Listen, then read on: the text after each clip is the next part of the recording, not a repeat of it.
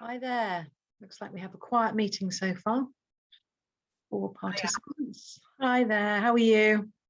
I'm good. A bit busy, but yes. Yeah, I know the feeling. I'm just turning my emails off, otherwise I'm going to be distracted. Oh yeah, gone. Excuse me, I'm eating a piece of toast somehow. That's fine. I've just been eating mute so you don't hear late me. breakfast. That's absolutely fine. Okay, looks like we've got a few people on.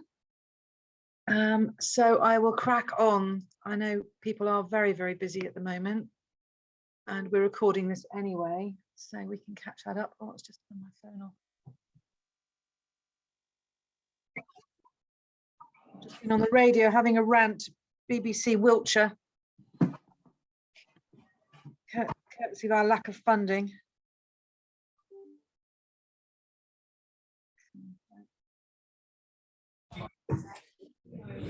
There we go.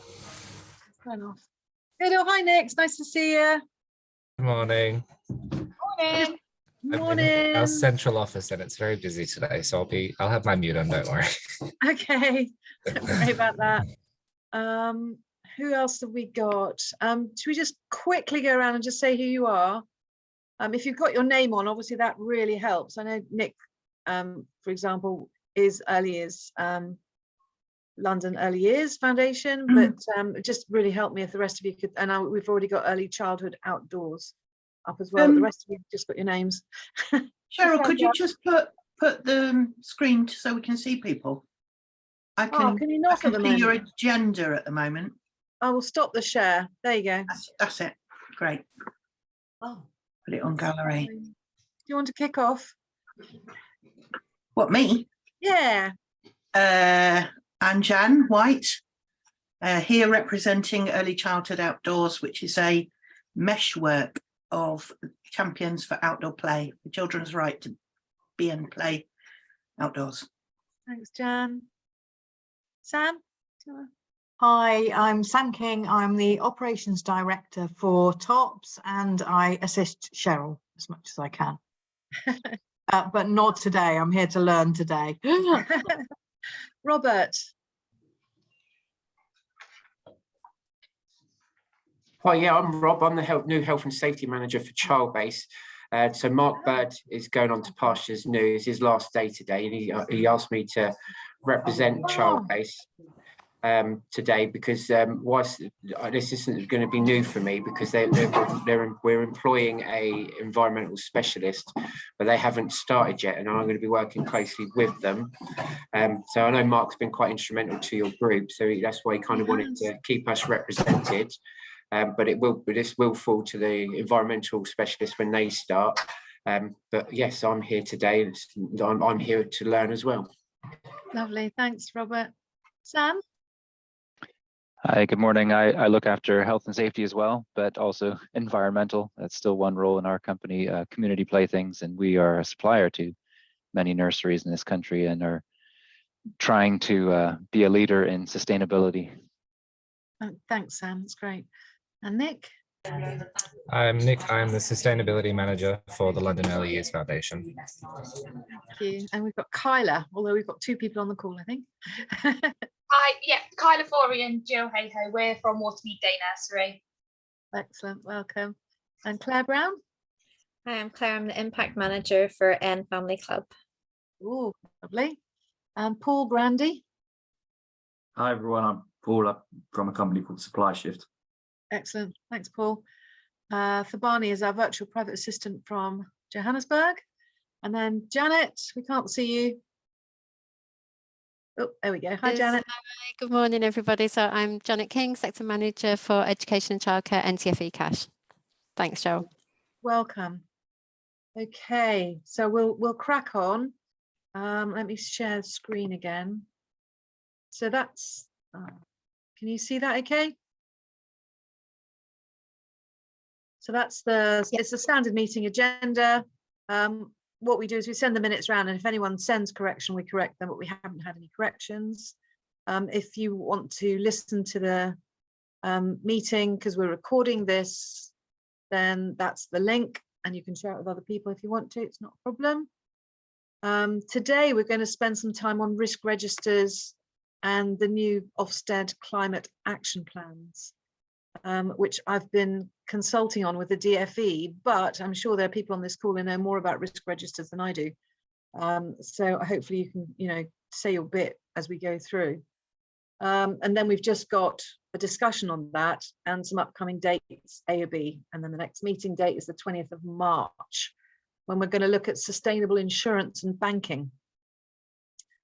Okay, so I'm now going to unshare this screen so that I can, I did a little presentation so that I could kind of structure what I was saying. So let me just find that. One second, so make you all small a bit. So sustainable earliest January. Come back into here and then press share. And then there, and then hopefully it'll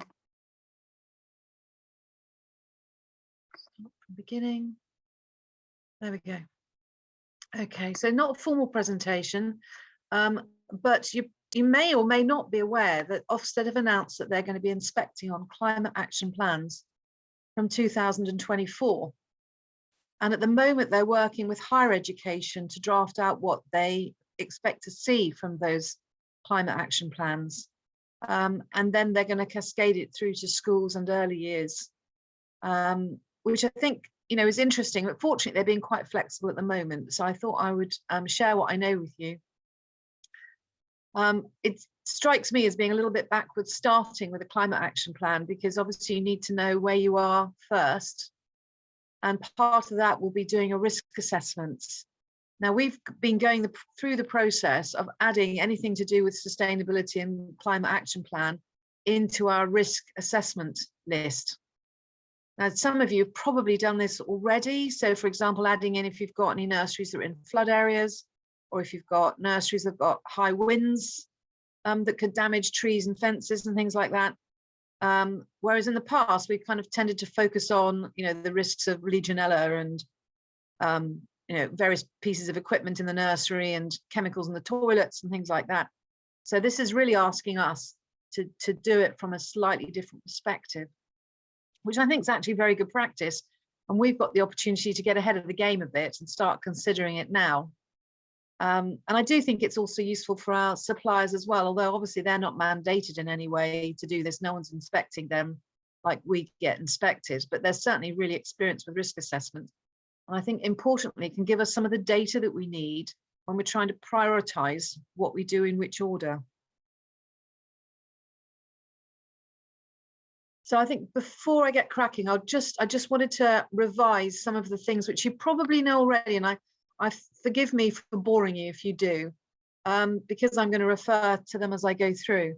So I thought we'd look at the donut. This is Kate Rayworth's Social and Planetary Boundaries. If for no other reason, it actually gives us headings that we can look at. There's also the standard corporate risk registers. Now I'm going to put one up, but I'm sure you've all got your own versions. The control measures hierarchy you may or may not have seen, but I'll look at that, and I thought we could have that on one side of our screens while we discuss things, because there's a hierarchy in which you're meant to assess how to cope with the risks that we've identified or that we will identify.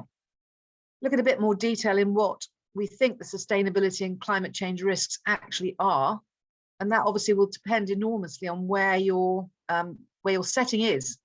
You know, indoors, outdoors, Dorset, London, there are going to be lots of differences. And then look at the types of controls and mitigations. So I'm hoping some of you are already started on. We have, so we can share some, but we're by no means, you know, have it as a finished article, not at all. And then prioritizing or sorting those actions. Again, you may or may not have seen Dixon's C's of sustainability. So I'm going to share that one with you. He's missing a big thing, which I'll add in. The Ofsted 3 I's, which we're expected to use to structure for action plans, but it's also missing bits. But you can always add on extra columns. B Corps has informed some of our risk assessments. They produce an impact assessment. Again, it's okay, but it's not perfect. ESOS obviously identifies energy in the bigger settings, but if you're just in a small standalone setting, you won't have gone through the energy savings opportunities scheme. But actually, it's been very, very useful. Schools don't have to do it, and they've been looking at ways of standardizing their carbon footprints. And I keep saying to them that it is there already. All you need to do is use the existing business ESOS, which is pretty straightforward, actually. So it's worth having a look at their standards, even if you are small. But I'll bring some of it today. ISO, I know, child-based, I think, have done it. And I think LEAF are looking at it. We haven't done ISO, so they'll have stuff to share with us. And Planet Mark as well. All of these organizations will identify or help you identify what your carbon footprint is, what your sustainability risks are, and therefore inform your action plans. And obviously the standard sustainable development goals will do the same. So there's lots and lots of different ways of doing this. And it's not for me, certainly, to even suggest which one suits you. That's up to you, but I thought I would at least bring them to your attention in case you haven't seen them all. There may also be others, so please, you know, do offer them if you're using them or know of them. So this is the donut, the Kate Rayworth donut. And the idea is that we would run our nurseries in that green band, the safe and just space for humanity. So the areas on the outside, headed by climate change, are the things that we need to operate within. So anything that we do should not make climate change worse, for example.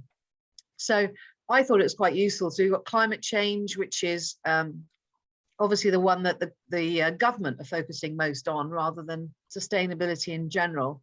And some of those others are going to be useful. I mean, biodiversity loss is something that I know nurseries and schools are looking at. You know, we're having our wormeries and our bug hotels, and you know, looking to not damage the outside play area with like putting loads of plastic grass down, those kinds of things. That's obviously very relevant, and it might be that your particular sector want to focus on that. Air pollution is relevant to all of us in cities because we've got people chundering past our front doors and delivering diesel trucks, petrol, and giving our children asthma. Ozone layer depletion, maybe less so, because I don't think we're using machines with CFCs and things in so much. And I think that's on the way down. You can see what I'm doing, just going around these to see, you know, which of those chime with you and which don't. Chemical pollution may well do, because what's in your cleaning products? You know, you're using antibac on your tables that the children are then putting in their mouths. Are you using aerosol sprays that are then causing pollutants in the atmosphere the children are breathing? You know, we know inside's much worse than outside in many cases. So so some of these are really relevant, some less so. And then on the inside, so are our children able to have enough food to eat? definitely pressing at the moment, where we've got so many families, you know, without enough money to eat properly. What can we do in terms of sustainability to help with that? You know, are we growing outside? Can we help? Are we helping with food banks? All those kinds of things would be relevant to the social foundations. And potentially not just of our nursery, you might be you're partnering up with a setting internationally, and could, you know, maybe there's something we can do, maybe not. So you can see the key elements there. Again, we've got water, energy, networking, housing, gender equality, social equality, political voice, peace and justice, income and work, and education. Now, even looking at these categories, there are so many, you wouldn't even try and hit them all at once.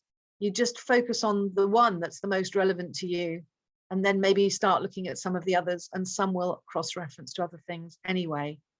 But it's certainly one way of starting to look at sustainability, even though it's an economic model. But it is one that fights this, oh, we've got to get bigger to get better, which we're still seeing in a lot of politicians. You know, we've got to increase everything we do, and everyone's got to do more, and then we'll be better. But Kate actually refutes that, because there's another way of looking at it, and I quite like it. Lovely book. She's just looking at doing this at a business level, but they recommended that we don't actually try and do it at a business level. It's more as a, you know, as an area, or a country or a city. But they have just brought out some brand new advice, and I haven't got my head around it yet.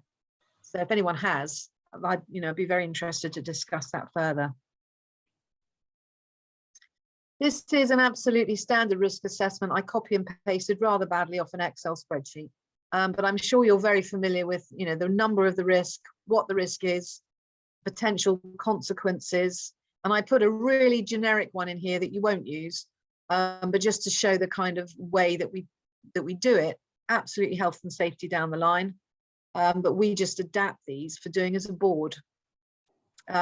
So potential consequences of not being sustainable, just for example, you might have financial issues, reputation issues. You know, if you're not a sustainable setting these days, then actually parents may not think you're the appropriate place for their family. And of course, future to survival, not just of your nursery or your setting, but of your children's future. And again, I just put in any, I mean, it goes medium, but you go low, medium, or high, depending on how serious it could be. And potentially you could definitely put in high. And the likelihood could also be high. And then those two together will give you your risk rating. Some people do it in numbers, but whatever, you know, whatever suits you. And then you could put in your control measures or your mitigations that you're doing currently. So for example, you might well be doing sustainability training for your staff, or you might have already put in your solar panels, or your water butts, or your whatever, you know, your bug hotels. And therefore now the likelihood is whatever, you've then judged it, and then you've left over your residual risk. And is that adequately controlled, or what actions would you require? So this is an absolutely standard risk assessment that you then look at every year and update every year. Some people really like doing these. I think if you're in health and safety, you tend to like doing it. We find it a little bit of a chore at board level, but you just have to do it, don't you? From that, you'll probably end up with the things that you think are most serious for you. And I kind of did a very rough list that you might find useful, but I'll come back to it. And then I looked at the standard control measures. Now, again, our health and safety people should be absolutely familiar with this kind of way of controlling what the risks are. So the ideal, obviously, is to eliminate the risk altogether. So can we eliminate climate change as a whole? Well, we personally can't, can we? So what we're looking at doing is doing some of these other things to kind of reduce it, at least, and do what we can.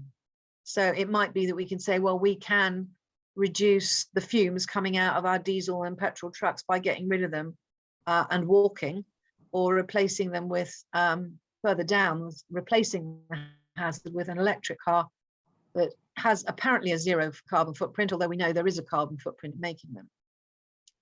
We could isolate the children from the hazard by, I don't know what, because you can't keep them indoors all the time, can you?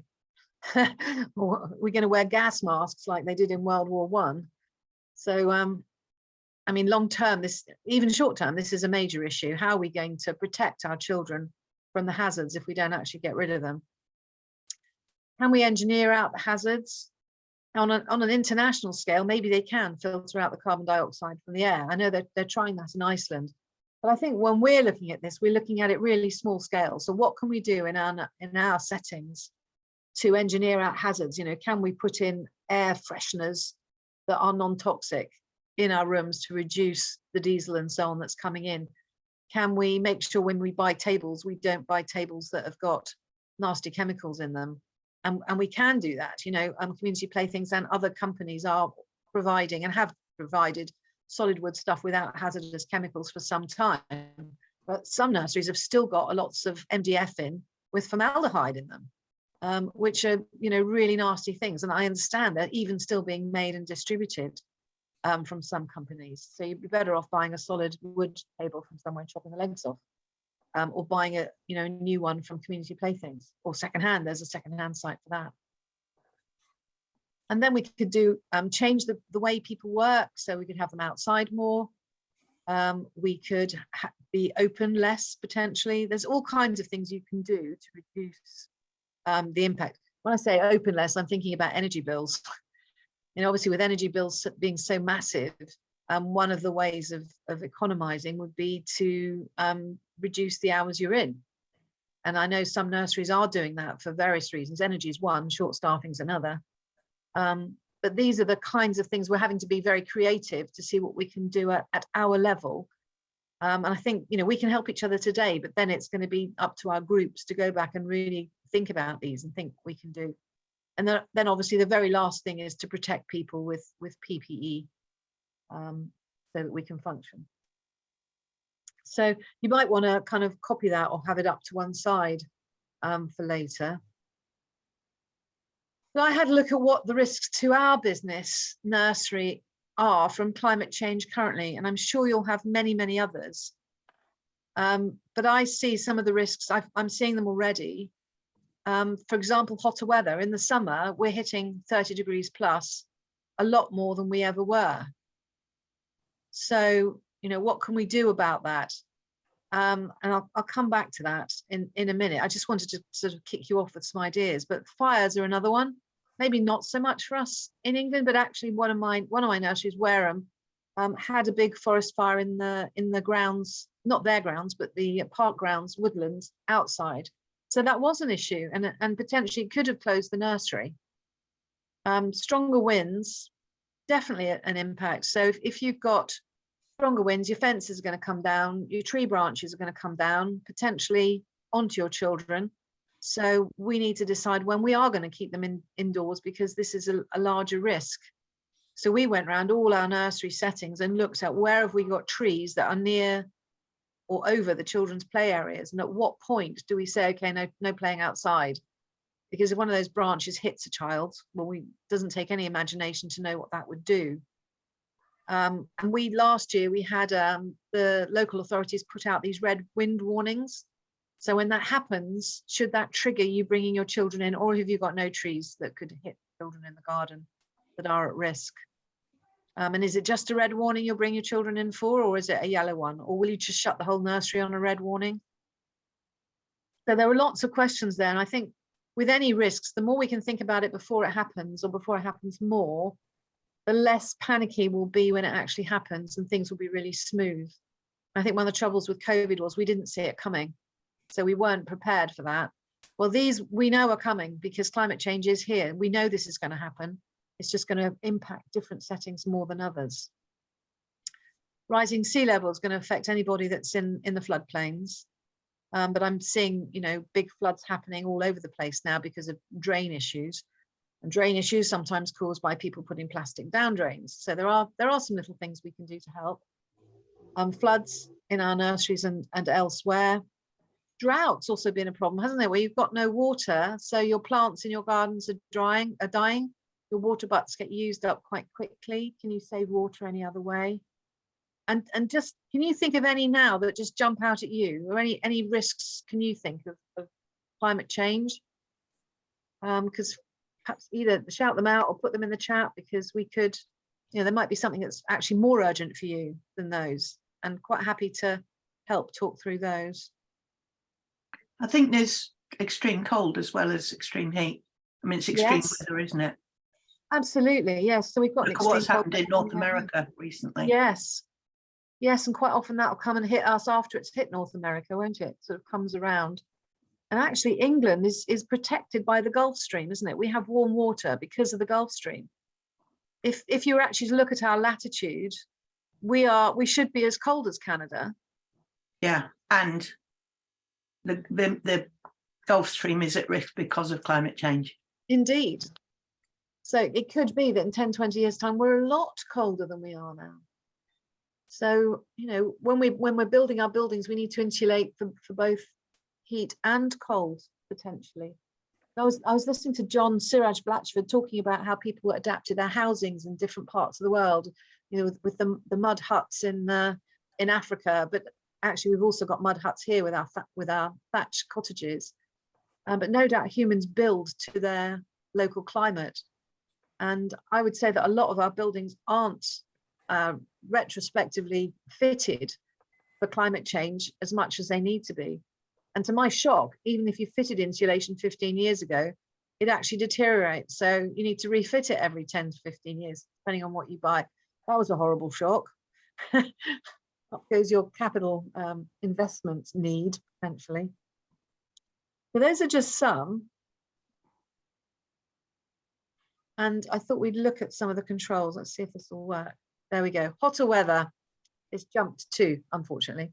These are some of the ideas I was thinking of, and I'm hoping you'll come up with some more. If I had a whiteboard and I was doing this in a classroom, we could do this together, and then I'd put this up at the end and see if I'd missed any that you would come up with. But it's certainly something I think we can do with our colleagues. What can we do about hotter weather? Well, we can certainly make shade with plants, with canopies. You can do those really expensive built-in canopies, or you can do fabric canopies you can put up and down. Obviously, water play is great fun as long as you don't have a drought on at the same time, and ice. And you can have fans. We've got to make sure those fans the children can't put their fingers in, and they use electricity, or air conditioners, or heat exchangers, because they have got the heat exchangers now that will do both heating and cooling. That seems to me to be a really good idea. We've tinted a lot of our windows, the ones that face south, to stop the sun coming in. And you can also tint them with stuff that stops the cold going out. So that's a concern, because maybe you want to keep the heat in at some times of the year and let it out at other times of the year. So, so I think that's a challenge, but there are some technical window tint people that you can consult with to maybe avoid having to put inexpensive air conditioners, for example. I've actually color coded these to match the pyramid we were just having a look at. So hats and sunblock, obviously a way of protecting our children and ourselves from the sun. Sunblock's a bit of an issue though, isn't it? Some people are saying that the sunblocks we're using can actually cause skin cancer as much as the sun. So you'd be better off wearing, a long sleeve t-shirt that filters out the sun to 50, and certainly that's what I do when I'm scuba diving. So it is something to think about. Are we putting chemicals on our children's very sensitive skin that just make things worse? I think the jury is out on that. There's evidence coming through from Australia that sunblocks can cause skin cancers. So that worries me. I don't know if anybody's got, more information. We're still putting sunblock on our children, but it does worry me. Plastic grass. We 10, 15 years ago, put loads of plastic grass down because the children were coming in covered in mud, and then the mud was all over the nursery, and then everyone was complaining about dirty nurseries. But now, of course, we know that plastic grass is really hot in the sun, as in can burn children's feet. And obviously it's really bad for worms and slugs and all the other insects. And it's bad in many ways. So then we looked at also buying plastic grass that was made from recycled plastic, not from virgin plastic, because that's obviously something to avoid. And that can be better, but when plastic is subjected to sun, it can degenerate into microplastics. So putting plastic grass out there is actually really not a good idea. Almost anything else instead. But I don't know about you, but I've still got plastic grass and, you know, various outside coverings in quite a few sites. So that has to go on my climate action plan, doesn't it? And it is. But Carol, I'd add that rubber surfacing is also seriously problematic, and being black, it absorbs the heat. So, and in fact, rubber surfacing in the winter freezes and becomes icy, and you can't use it. Yeah, so, you know, that's also very problematic.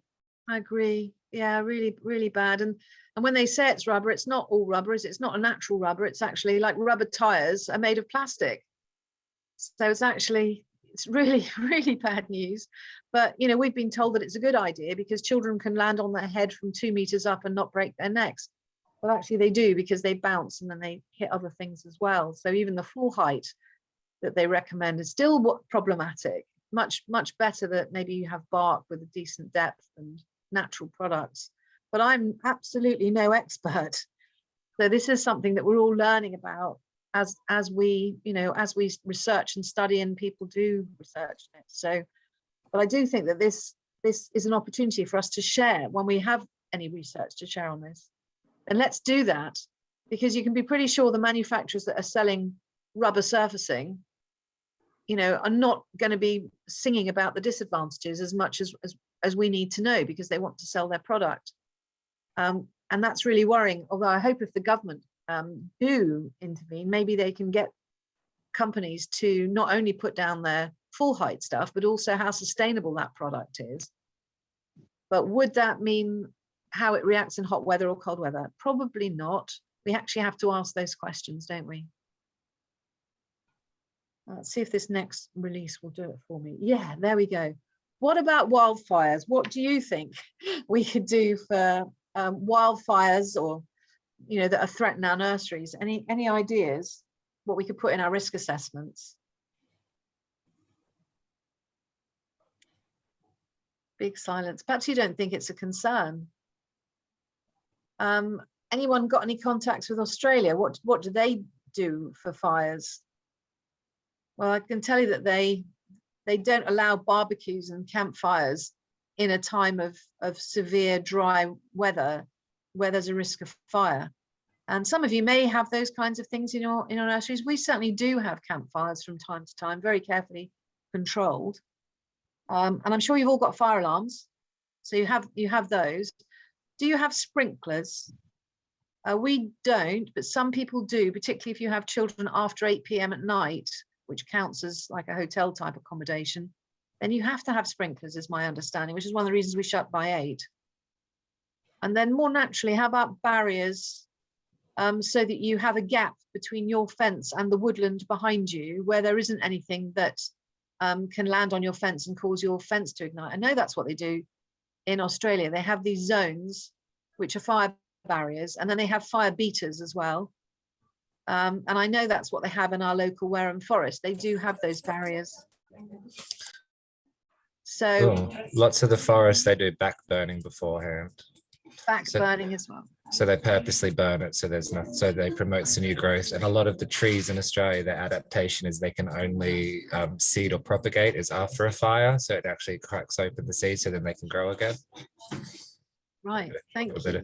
But I know a lot of, because when we had the really bad fires 3 or 4 years ago in Australia, the only places that weren't really affected were Aboriginal territories, because they continuously backburn, because they've been doing it for hundreds of thousands of years, and they did not have a single problem with wildfires.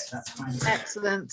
But also, why aren't we learning? Why aren't we listening to the Aboriginal elders? But different story. I know, I think it's up to $11,000 for a fine for flicking a cigarette butt, because it could cause a fire in some states. Wow. Because they're trying to stop it, and they wanted to double that as well. Yeah. And we need to learn from what's happening in Australia, you know, don't we? We need to be ready for this if it comes to us. I mean, at the moment, there's quite a lot of fuss about, I mean, certainly Australia, you can't bring plants into Australia that have been in another country because they're worried about extinction of their existing plants and creatures. And I totally get that. But what if our climate changes so much that actually we want to have Australian grass in this country because our grass isn't surviving the conditions. I think that, you know, that's going to be one that's interesting for horticulturalists and governments alike. How are we going to humans adapt to this? So, I mean, the world will still be here. It's humans that are going to be phased out if we don't look after things. So I think as I said, I don't have the answers to this at all. in terms of plants, the Royal Horticultural Society are doing a lot of work on that. The RHS looking at, because obviously I was going to add to your list of climate change risks is the movement of biodiversity and the movement of pathogens and things like mosquitoes and stuff. You know, that is another risk that's coming along, showing up in North America.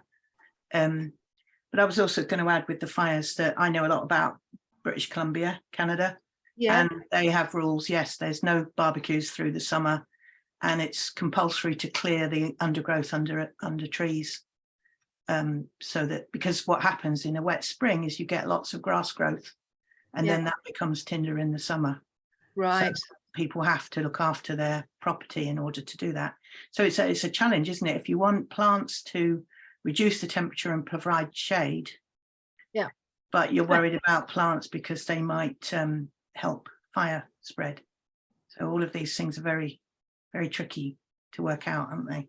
They're really tricky. And, you know, we're childcare people, not horticulturalists. So we're going to need as much advice as we can get hold of. I mean, right now we think, well, what do we plant for the best? And obviously, you know, we like to plant things that children can eat, things that butterflies can eat. Do we want lots of bees in the play area? You know, obviously we do, but also we don't, from a health and safety risk point of view, and anaphylactic shock for bee stings and so on. So it's just not easy at the moment, is it? And obviously it's getting more difficult.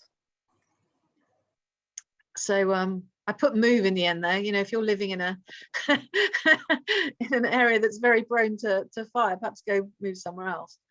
But I think that's going to be more obvious with the flooding. How about storm winds? I mean, we were hit with this last year. What would you do about storm winds? Oh, someone's beeping a horn. Well, I've mentioned a few already. I've got fences. You need to make sure your fences are more secure than they were in the past, potentially. So you might have a metal post instead of it just being wood into the ground. What's your fences made of? I mean, one of your options, other than wood fence, was actually quite difficult to get wood fencing at some points, is to use this recycled plastic, which is a lot more expensive, but of course it's going to last for 300 or 400 years, apart from when it breaks down into microplastic. I don't know. We don't have any plastic fences at the moment, but it's something we consider when we have to replace fences. Aren't plastic fences very flammable? I think they melt, don't they? I've seen plastic picnic tables and people putting one of those portable barbecues on, and it just melts into it. But that would be pretty bad as well, wouldn't it? There must be a resin or something in it would basically make it catch fire quite quickly, like cladding almost. I would think it's more flammable than wood. Yeah. So that's a question to ask, isn't it? Whenever we buy fencing, I mean, when you put creosote on fencing, that's terribly flammable, isn't it? So what is it we're putting on fences? You know, no matter what it's made of, is that flammable? I guess what I'm saying is we've got to ask lots of questions to our suppliers that we've never asked them before, because we haven't really needed to think about it. I think as well, there's a couple of strands to it, isn't there? Because there are the health and safety risks of climate change, but there's also the commercial risks of it. Yeah. And it's almost worth thinking through them as two separate things, isn't it? Because if a fence blows down, that's a commercial risk, but it's unlikely to hurt anyone if you've got good risk assessments in place. But if a tree branch comes down, as you said, that's really catastrophic to health and safety. So how much of it is going to be expensive to retrofit and things like that and be a commercial risk, and how much of it is actually a risk to health and safety for people, and having to prioritise those differently, isn't it, and think through them differently. Indeed. Yeah, thank you, Sam. Absolutely. Rising sea level. I mean, we saw a map recently of all the areas in our area that would be flooded, and it meant some of us would be living on kind of islands within flooded areas. I live on the coast, and it's quite worrying, isn't it? Unless you're a local area going to put sea defences in, we need to move inland potentially. I mean, cliffs falling down as well. There was one recently announced, a big crack's been seen on the limestone cliffs not far from me in Bournemouth, and they're watching it because it will fall into the sea in due course. So obviously, if you've got a nursery that's on the cliff top, that's not a great idea either. Floods. Well, I think this is actually going to hit more of us quite imminently, isn't it? Lots of people who are near the rivers and so on are going to be hit with flood potential damage. I saw even Auckland, wasn't it? It was just been massively hit in their city. Landslide as well in Auckland. Landslide. 2 days ago. The whole road just disappeared. Horrendous. Imagine if you'd had a nursery on that road. And this is happening in this country. We've seen lots of pictures of flooded towns and villages and so on, where floods are an issue. Obviously, when you first buy your nursery or rent your nursery, that is on the standard conveyancing question.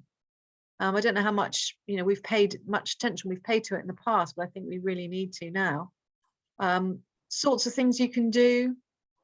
Well, again, this plastic grass and concrete right outside your nursery is not great, is it, for drainage?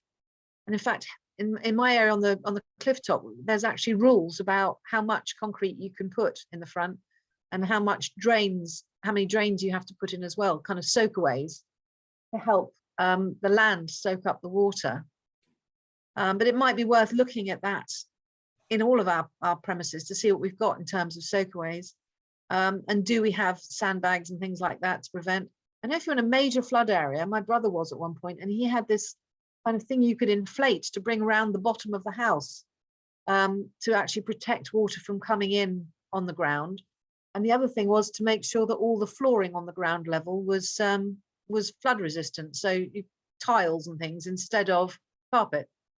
But that's not silly either, is it? I mean, in many other foreign countries, they put their houses on stilts if they're building in a floodplain. Like, I guess the problem is we've got more places coming into floodplain now than there were in the past. So we need to revisit really all our sites to see if we're in floodplains or close to floodplains. Can I just add something here? That I know you're thinking about actually as a nursery what you can do. Yeah. But a lot of the reason, apart from climate change, a lot of the reason we have floods is the mismanagement of water flow, hydrology over the last decades. And sea defences are incredibly expensive.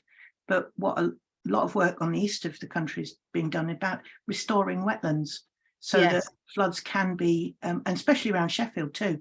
Remember, we had huge floods a few years ago, and we've got loads of wetlands around us, and those are being restored for wildlife value. So nature-based solutions and responses, and decanalising rivers. A lot of the rivers in Sheffield have been, they dug them through under the city centre, and the water was very contained. So of course they flooded. So they're opening up a lot of that. So what I would suggest as well in here is people were locally active in supporting movements towards nature-based solutions to, especially for me around here in Sheffield, is floods, change, sustainable urban drainage, SUDS. Have you heard of that? I haven't. It's reforming the land. Yeah. So obviously Sheffield's hills. So what they do is they reform the land so that it's got dips, and then the water's held back and it sinks in instead of rushing down and collecting at the bottom. So there are lots and lots of solutions to things like floods. I mean, I don't know that it would cover all of these, but I'm thinking that being active in your community to support natural solutions that are restoring both biodiversity and mitigating climate effects, being aware of those and trying to support them. That's something I think is quite pedagogical, that you can, if you want your children to be activists, then being alert to what's going on and supporting it might be possible. I think that's a wonderful idea. It's that's much deeper than just going out on a litter clean, isn't it? It's engaging with this, you know, this work that we're doing in the community. Yeah, I mean, the bringing back beavers is phenomenal. Yes, because fantastic that. Britain is supposed to be woodland and wetland. That's its natural state. I know it's changing because of climate change, but where beavers have been reintroduced, the flood management's much, much better. Yes, so, you know, fantastic. I mean, it's huge area, but there is so much work going on in this. And the wildlife trusts are a good place to go. Yes, I've just joined mine, and they've sent me so much information about what we can do to help in our area. They would be thrilled to work with nurseries.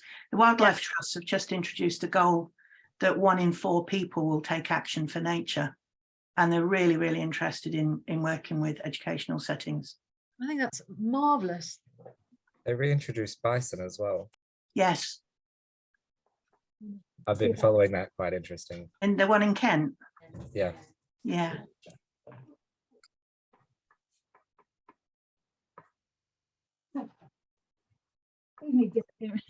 I just joined, and they sent me this Explore Dorset with Dorset Wildlife Trust, your handy guide to nature reserves, and it's got some marvelous information about the places that I didn't even know were nature reserves.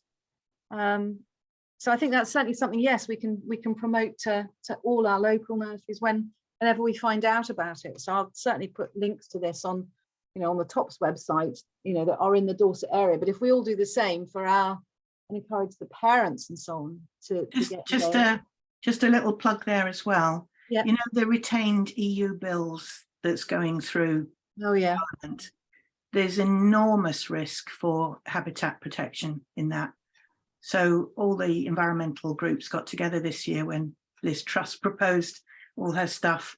But there's that risk is still there, that the protections for nature reserves and all the different categories are all at risk. We're in a very dicey situation at the moment with what the government's trying to do. Really frightening. I'm kind of assuming they're going to reinstate them as English or British ones, but I suppose no, it's not that simple at all. They want to reduce the regulations so that there can be more development. Oh, you know, building on floodplain and stuff like that will happen, even though that floodplain is internationally important for birds. So again, what I'm arguing is that being aware of what's going on and being politically active actually is all part of climate mitigation, climate action. Totally agree. Thank you for that. Yeah. So I could add a lot more to this, which is no surprise, because I think drought's going to be the same, that the actions I came up with were not nature-based, and they need to be more nature-based. Because obviously water rationing is something that happened to us last year. That's what they'll come down with. We do have water butts on all our sites, but one water butt doesn't do very much when there's a drought for 3 weeks. We can't do water play and so on as well, don't fill swimming pools. Those are very much, as you said, they're kind of the first reaction, when actually we should be doing, as Jan said, and engaging with how we can prevent drought. How can we prevent droughts? More trees and things like that, isn't it? And I don't know, water reserves, I suppose not using as much water would help a lot. Well, I can add there that again in Sheffield there's a place called the Green Estate where all these lovely wildflower mixes, that all started in Sheffield, a bloke called Nigel. We have those here, yeah. Pictorial Meadows is his company. But on the Green Estate, they have huge areas of beautiful wildflowers and they don't water them at all. The seed mix is chosen to be drought resistant, and they're very proud that they have no taps outside because they do not water them. And that's what the RHS is looking at, is sort of, you know, let's start. Well, it happened in Australia, didn't it? I remember in Melbourne 10 years ago, there'd been a 10-year drought. And so they were very much looking and saying, like, grass, we cannot have grass. It's a British thing to have grass. It doesn't grow here. It's not our climate. And what can we grow? So looking to what is actually indigenous planting and working out what copes. Yeah. I suppose deep-rooted things like trees are very helpful. because they're finding water that's not at the surface. Yeah. But it's not, yeah, don't water flowers, but what you need to think about is what can you grow so that Yeah. so that you can have all this biodiversity whilst coping with water shortage. Indeed, quite a challenge. I mean, what about your tomato plants? You know, they need loads of water, don't they? Yes. So really, should we be picking tomatoes? Well, maybe we should if there's lots of rain, but oh dear, difficult. And of course, what we need to do is stop the fossil fuels being burnt in the first place. And that's something we can all do by reducing our carbon footprint to 0. Now at TOPS, we're down to, I think it's about 6 tons of carbon dioxide equivalent a month. But then we offset it by investing in mangroves and things and sort of other solar panel systems in other places where they have the opposite issue. But we're still trying to get the basic 6 tons down, and I'm sure everybody is trying to do the same thing. But a lot of nurseries don't know what their footprint is. So how can they know when they're reducing it or otherwise? And I'm sure the government's going to be looking for that in these climate action plans. You know, where are you, and therefore what's your goal? Now, if you use the donut, it came up with a few more things that I didn't just come out of my head straight away. So the food shortages, for example, I picked up from that. And we're working a lot more now with local farmers rather than you know, the major delivery companies. But even the delivery companies are themselves working with local farmers, try and make sure that we're eating more seasonally and more locally. Growing our own, although that's obviously not an effective way of feeding a building full of nursery children, it does at least teach them about growing and eating, you know, so they don't know that you just get tomatoes from Tesco's in a plastic bag. We've moved most of our menus to plant-based, so that could also be an action plan for nurseries. Even if they don't move entirely plant-based, they could certainly reduce their meat by 10% one year, 10% the next year, and so on, if they haven't already. Freshwater shortages came up on Donut. How can you reduce your water usage? The water companies are quite helpful with water bricks and grey water and water butts, and often hand out stuff for free.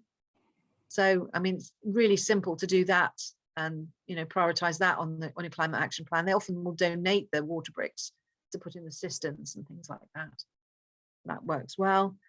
We found maintenance was a major issue with reducing water usage because of dripping taps, dripping cisterns, and also water leaks underground, which you can only really pick up by monitoring the water bill. If your water bill suddenly goes up, assuming it's not an estimate, you can recognize, if you monitor it, whether you've got a big leak or not.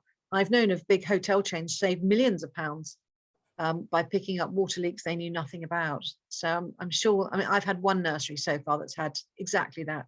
We picked up a major leak under the nursery that was fixed and saved us all that water. So a useful tip. Obviously, energy shortages and high charges for energy is a massive thing. I mean, we were threatened certainly with 300% increases. So what can we do about that? Well, you probably don't have a wind farm in your garden.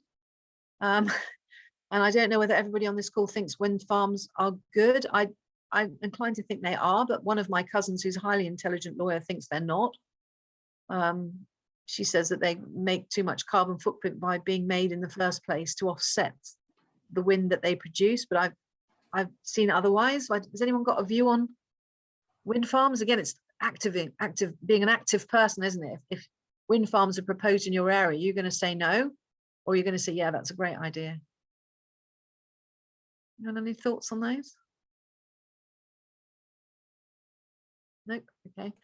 Well, I've heard. Yeah, I've heard that they far outweigh the carbon footprint, the initial carbon footprint, once they're installed. Yes. Thanks, Sam. They're also trying to do a big push where you can get at-home wind turbines, So you can, instead of the solar panel option, but the actual schematics of where you have to put them is like 10 meters away from your house. So I don't know how many people in central London have a 10-meter gap that they can put a wind turbine in either. No. So I looked at it for our nurseries, but then the hazards and all this around it, oh God, I'll forget that. So if you have a Yeah. big garden, you can have a giant wind turbine as well. They've got some really pretty ones, haven't they, that look like trees themselves. I saw some in the States a few years ago out in the desert. I think if you're not trying to offset all of your electricity from the wind farms, you can get these small little ones like that big that could power and charge your torches or something for your children. So it could be an interesting way of introducing it to children, but I don't think it's a worthwhile investment for a nursery. No. The large ones. No. I mean, one of my nurseries is quite close to the sea, and you kind of think, oh, it'd be quite cool to put one up there where there's a lot of wind, but planning wouldn't let you do it anyway. Yeah. So there's, I think they're only economical on a very large scale, but on that scale, they are very useful. yeah. So meanwhile, we've certainly got solar energy, solar panels. A lot of our nurseries now have got solar panels on. Batteries we haven't done yet, because the return on the batteries still seems to be a very long time. But if we're going to suffer energy cuts, where they actually turn the power off, power cuts, then actually batteries could be a really good way to go to keep our nurseries running. So there's a risk to business there if the government's going to introduce these planned power cuts. So I don't know if anyone's kind of thought of whether they can rig up batteries to support that. I mean, a friend of mine in Mexico, he's rigged up a couple of truck batteries, and he charges the battery up while he's driving his truck during the day for work. And then he powers his radio and TV and stuff like that at home overnight with the second truck battery, which is pretty clever, really. But we haven't gone to, we're not off grid, but there may well be some nurseries that are off grid like that. And we could be learning from that and planning towards that. There is a timing issue with this, isn't it? I mean, when are they going to do these energy cuts? Is it going to be next year? Is the government going to do anything about it? I know they've said they're paying people, I think, to turn their power off in the evening in some areas, but I haven't seen anything through my own door with that on. Has anyone else seen that? Anyone ask you to turn your power off and they think pay you money or something to? We've I think it it's at home. Sorry. Yeah, at home. So it's just an hour on a Monday night if you have a smart meter. So you turn everything off. I think it's between 7 and 8, and then you turn it back on, and they give you a slight reduction in your bill. Do they give you enough to go out for dinner? No. But it's just things like I think washing machines and tumble dryers, any big appliance, so you can still keep on your router or whatever, okay, things like lights. that. Yeah, but just to keep it to really, really low levels. I think it's if that's what they have to do, then that's what they have to do. Not many nurseries are open 6, 7, 8 o'clock at night, but some of mine are. Yeah, I can see it being a bit more viable in a home setting, where you can sort of help make arrangements beforehand. Yeah. But in a nursery setting, it does obviously pose risks being in the dark. So unless you have many torches, but then obviously you're charging them up just at different times, so you're not necessarily, don't know, maybe a bit swings and roundabouts. Be interesting to see how much of a difference it does make. Yeah, absolutely. I don't know what the parents would think of us having their children and then opting to turn everything off. And there's a risk of running washing machines after closing as well, isn't there? Because you can have fires from tumble dryers in particular running after hours. And we've had 2 of those in the last 30 years. Yeah, they say not to run them unless you're there, don't they? Because you never know. Absolutely. Okay. So people are already adjusting working and opening hours because of temperatures and staff. Siesta time, we can all go for a doze. They do that in hot countries, don't they? After lunch, everyone has a kip, not just the 1-year-olds, everybody. I think that's a great idea. And then loss of biodiversity. This was the list I came up with, but Jan, I'm sure will come up with a lot more. And certainly, as you said, joining your local wildlife organisations, getting more information out from the experts, I think. It'd be nice to have just a simple list. You know, I've got to plant stuff. What is the best thing to plant for a children's garden? That's something I've been trying to work on for years. Some years ago, I had a group of landscape architects who were very plant-based, and we were going to write a design guide, but we never managed to pull it off. So it's still waiting to be done. Good. Yeah. I wonder if the DFE would be interested in sponsoring you to do precisely that. It's more about my capacity. But it's certainly, when I've finished working on what I'm working on now, this qualification, my retirement plan is to really focus on this. The whole sort of ecological identity and biodiversity, growing up, what I'm calling nature-friendly nurseries, growing up with nature. So yes. You experience yourself as completely embedded in and part of. I think that's lovely. I'd love to get to it.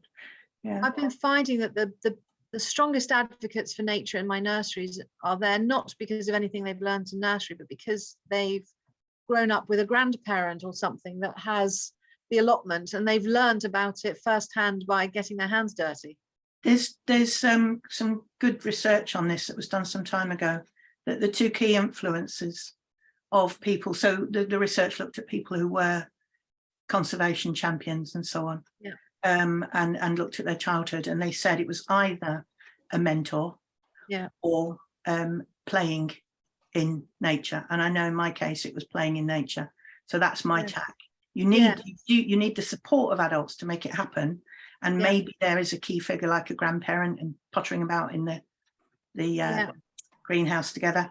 But I know that my route was playing with, that nature was my playmate, and that's the focus I want to take.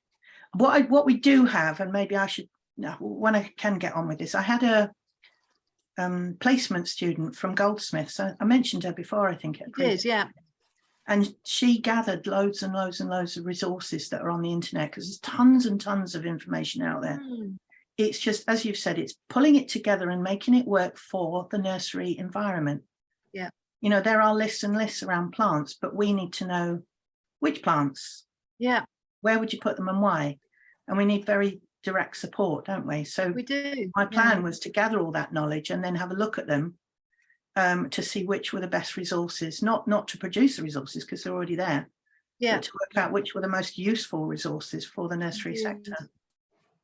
Well, I should look forward to that, Jan, because we're just going to kind of make do meanwhile and do what we can. But yeah, if anyone else hears, you know, of any advice or useful stuff, I mean, the National College have commissioned a series of webinars on all kinds of things. I've been doing like waste and energy and things like that, and they do want one on gardening, and I honestly know very, very little about gardening, so I could find people to talk about gardening. That would be marvelous, Jan, if you wouldn't mind sending me a link, and I'll to the people. Ask them if they'd be prepared to talk to me, because I don't want to do it without some expert input.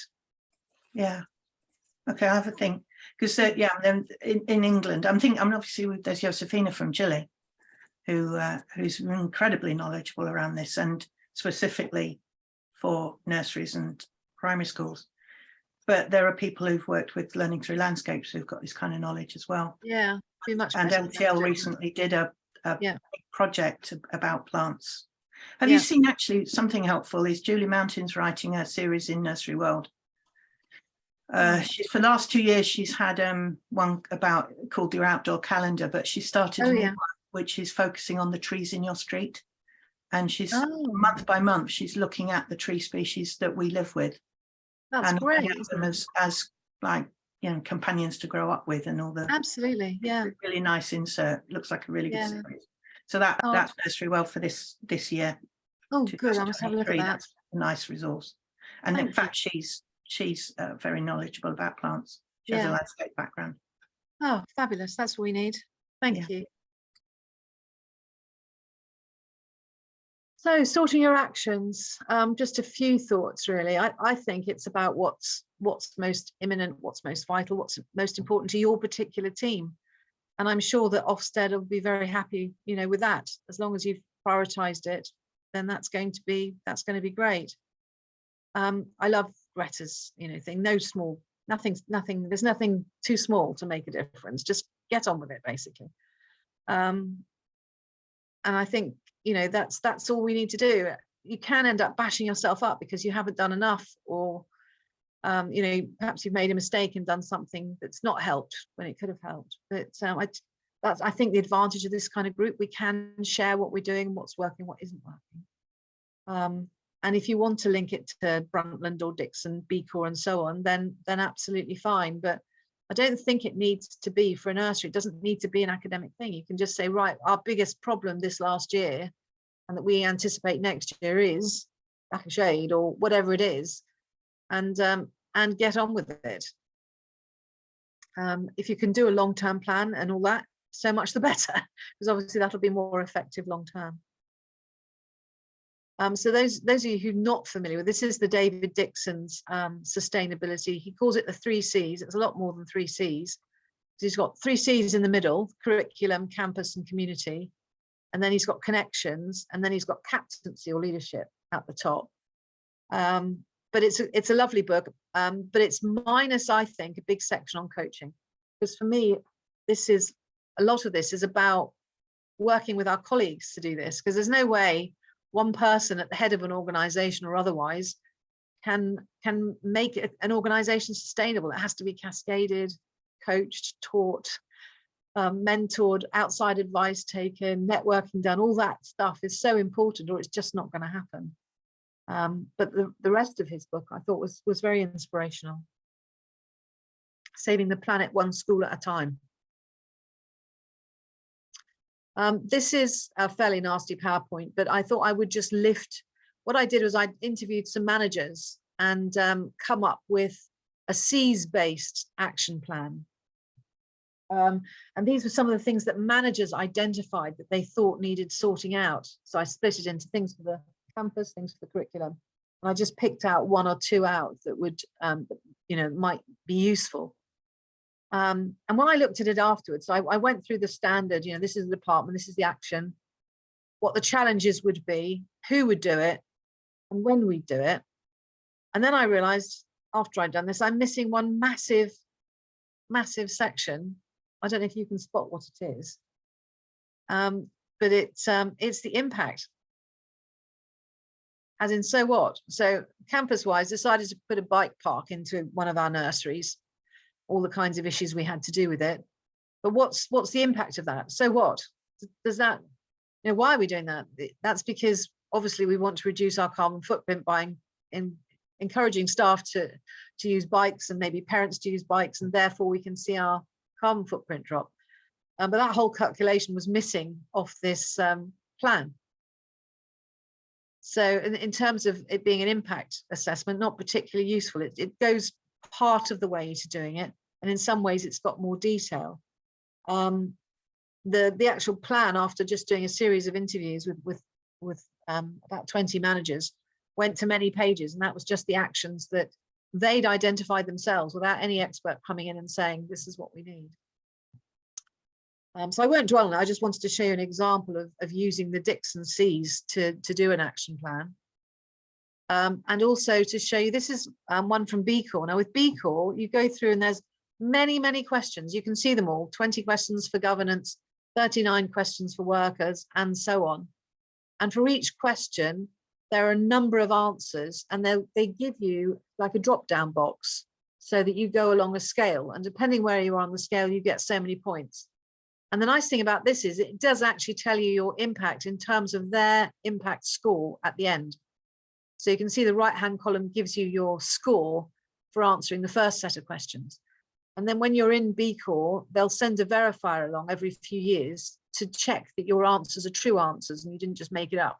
That you've actually got evidence for the fact that you say that your governance has, you know, got risk assessments and so on in it. It's a very useful structure, and you can access it for free.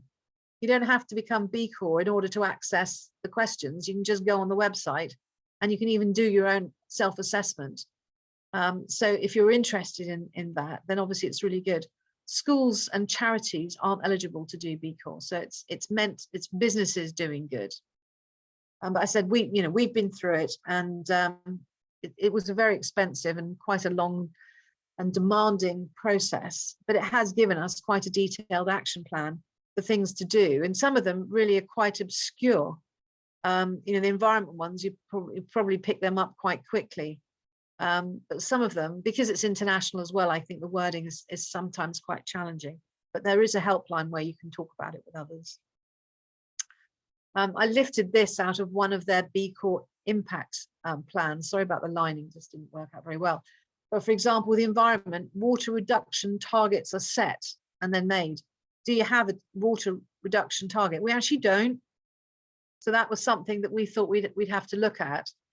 But we're having problems because the water meter is not easy to read. Some of them are underground. And, nursery managers don't really have the time to go out and lift up very heavy hatches under the car park somewhere to see what the water meter reading says. Even if they, can do that, they don't have the time. So then you're reliant on the water company, and they often do an estimate. If you're lucky, they do it every 6 months.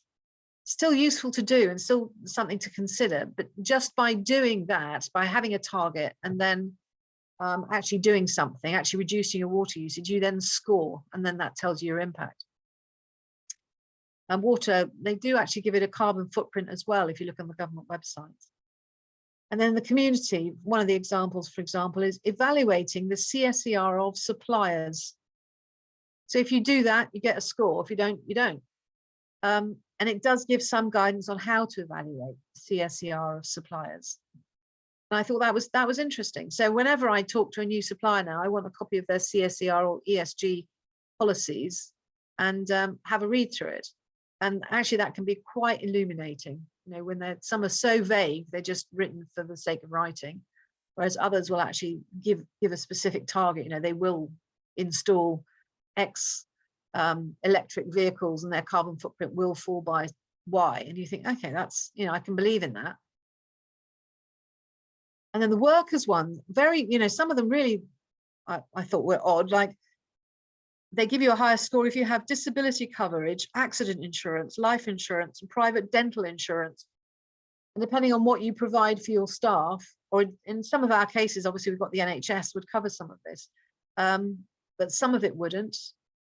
And I thought that was really interesting, because that's all about sustainability of the workers, of our staff, and their good health. So it kind of does make you look at things in a slightly different way when you look at something like B Corp, which includes all the aspects of sustainability, not just the environment. And of course, you could just go through all the goals and see what you're doing is relevant to what goal and how it falls in line. And in fact, that's what our training team did. They went through a whole load of actions, and then they cross-referenced to the SDGs in one of the columns. And you can report on your work towards SDGs. Now, our government isn't very interested at the moment, but obviously you could include that in your climate action plan, and it would be relevant and helpful. And then we've got the Ofsted action plan. So you have to do, what's your intent? So that might be, reduce your carbon footprint, how you're going to implement that, and then what the impact of that is. So that's absolutely standard. We're all using those, all very, very familiar with those. And spot what's missing.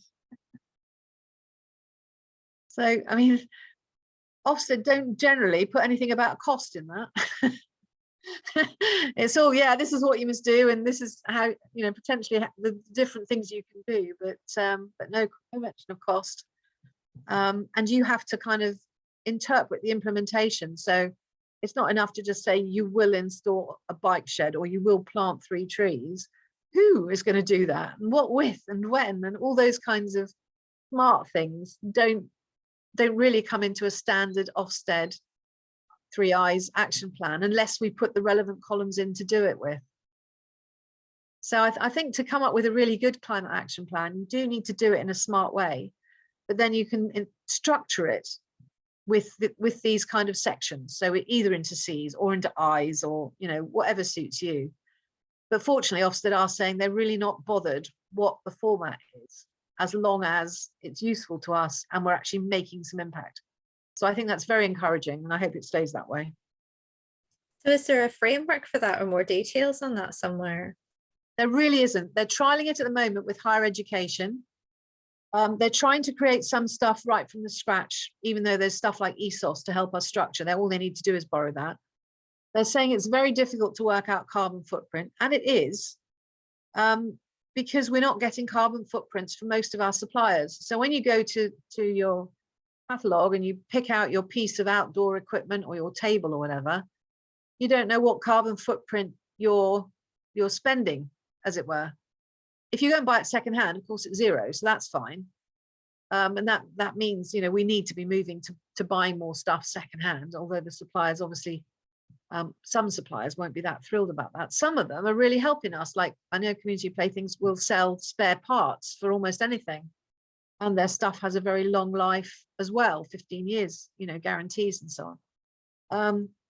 So, I mean, you'd think we'd be allowed to offset that carbon footprint. If we buy, you know, a big product that's got a carbon footprint in 1 year, can we not offset it over a period of years if the equipment's going to last for 15 years? And I think we can, because you'd say, okay, that piece of equipment is maybe, you know, 2 kilos or something when we buy it, but because it lasts for 15 years, it will be zero ongoing. It's only the new stuff that you put on your plan. So yeah, I think we really need to work with our suppliers to get the carbon footprint of everything, and then we can compare product with product, because then, you know, a table that you buy from all different places might be a lot more in one place, but the carbon footprint might be a lot less, particularly if it comes with a 15-year guarantee, for example. You know, you could buy something really cheap from your local, I don't know, IKEA is actually quite good, isn't it, because they work quite hard on their sustainability, but there are other suppliers where it's chipboard or plywood or something, and you'll be lucky if it lasts 3 years, never mind 15, and the impact's higher in the first place. But until we get suppliers to tell us what their products are, it's hard. But Gompels are already providing the carbon footprint of some products, mostly cleaning products, so they're on the journey. And I had heard another supplier, like to say it was Hope, are actually know what it is. They're just not putting it in their catalogues yet. So, you know, people are definitely on the journey and will eventually be able to tell us. It's very easy to work out carbon footprint for your electricity and gas and fuel, car mileage and stuff, because of the government website that works it out. All you need to know is how much you've used in kilos, and it will translate it into the carbon footprint of carbon dioxide equivalents in tons, is what you need. So it's not hard, but I'd get the accountants to do it, not you. I say it's not hard for me because my accountant does it. So that's what you need to do. Bounce it to your bursars and FBs and bookkeepers and so on, because it's maths.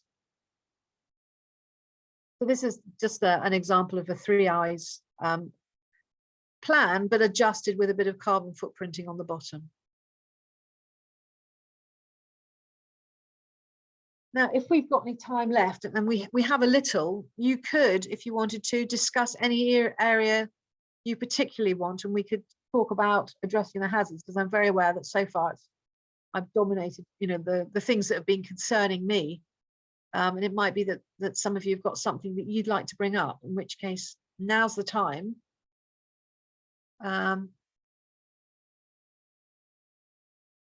And what you could do, I mean, either yourselves or we can do it in a large group, is to think about what it is that worries you, and therefore what are the risks? Can you mitigate them with control measures? And then for you to work out what kind of action plan you're going to use to address it. Did anyone want to discuss anything, or is this something you'd rather take back to your teams to discuss? I mean, even universities should be producing stuff like this, shouldn't they? Those of us who've got content. And the NCFE, have you got a plan that addresses climate risks? Is she still on the call or not?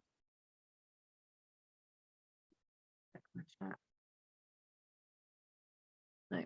Okay. Right. Well, I'll move on then. Before we close, I just wanted to say, oh, if I can get this on, is to protect your mental health. I've certainly struggled when I start getting bogged down with climate change, because it is so depressing. But there is lots of advice out for us, and two things I wanted to point you at is, one of these is the Take 5 Steps to Wellbeing. We use a different version to this in our company, but we know that these are 5 things that are really positive to protect our mental health. And I would always put this out after having a meeting about climate change and the anxiety that causes. For us, it's really helpful because we want to be active to do things. So getting them outdoors and doing something positive to help is probably your prime thing to do if it's getting to you. Donations and giving time as well as stuff, connecting with other people and talking about it, which is what this meeting does. Keep learning, because that's obviously, it's good for your mental health, but it's also good for learning about climate change. And then just taking notice, appreciating the beautiful day it is as well. And I don't know if you've read this lovely book, Scarcity. Has anyone seen this one?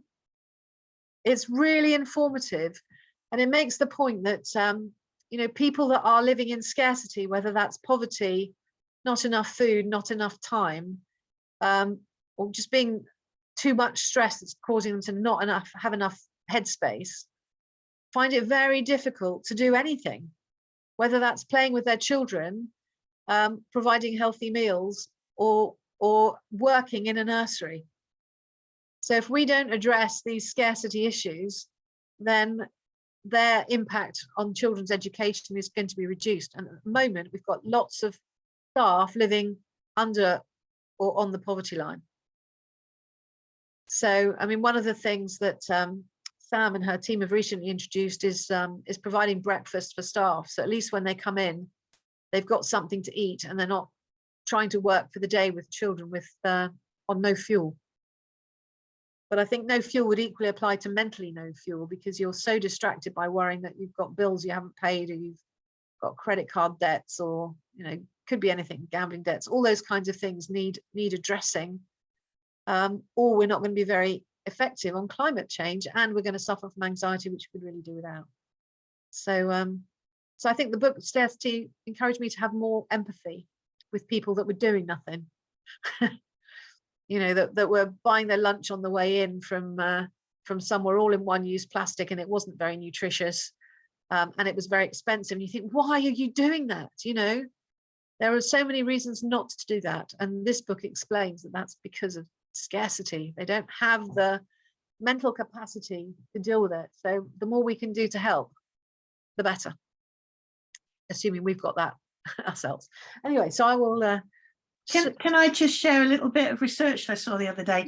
No, obviously my focus is always on biodiversity and ecology and stuff, but this is really nice. There's a bloke at Derby University, Miles Richardson, who runs a huge group looking at nature connection.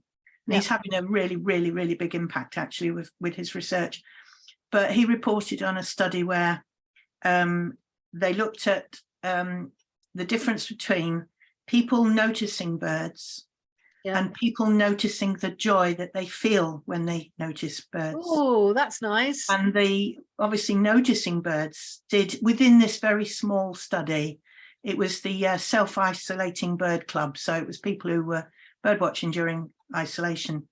So it's obviously a very small and skewed population, but they looked at their well-being and stress levels before and after. And the group that were asked to notice birds did increase their well-being and reduce their stress.